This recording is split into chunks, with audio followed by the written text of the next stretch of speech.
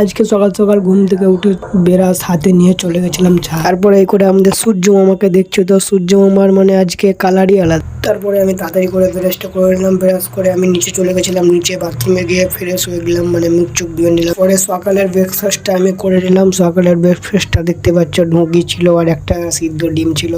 তারপরে আমি তাড়াতাড়ি ওগুলোকে খেয়ে আমি কাজে যাওয়ার জন্য রেডি হয়ে গেলাম। তারপরে আমার বুলেটটার কাছে দেখছি আমার বুলেট আজকে দেখছি পাংচার হয়ে গেছে। তার জন্য তাড়াতাড়ি কি করবো, তাড়াতাড়ি আমি হেঁটে হেঁটে চলে গেলাম একটা পাংচার সারানোর দোকানে যেয়ে দেখছি তো ভাই কি বলবো, দোকানদার বলছে কি আমি ব্যস্ত আছি, তুই নিজে করে নে। আর যেহেতু আমি এইসব কাজ একটুকু জানি তার জন্য আমি নিজে করতে লাগলাম।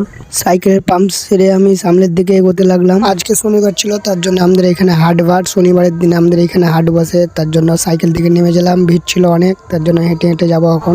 তো চলে এসেছিলাম, আবার এখান থেকে আমরা যাবো এখন কাজে, তো তার জন্য আমরা এখন বেরোবো। আমাদের বুলেট দাঁড়িয়ে আছে আর এটা আর একজনের বুলেট। তো আজকের ব্লগটা এই পর্যন্ত। তোমরা যদি আরো এমনি ব্লগ দেখতে চাও তো আমার আইডিটাকে ফলো করো।